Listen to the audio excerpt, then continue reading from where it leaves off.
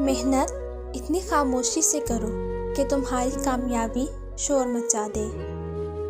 علم کی جستجو جس رنگ میں بھی کی جائے عبادت ہی کی ایک شکل ہے۔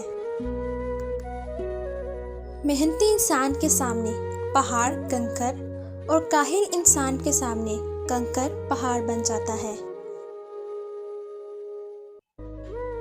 شور اور شعور کے درمیان ایک آئین کا فرق ہے اور یہ آئین علم ہے۔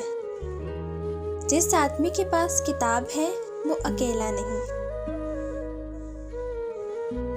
تنقید کے لیے علم کا ہونا ضروری ہے جبکہ نکتہ چینی کے لیے جہالت کافی ہے۔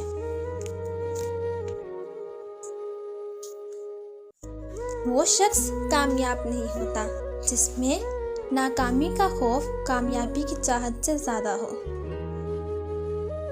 علم حاصل کریں یہ ضروری ہے لیکن علم سے کچھ حاصل کریں یہ بہت زیادہ ضروری ہے۔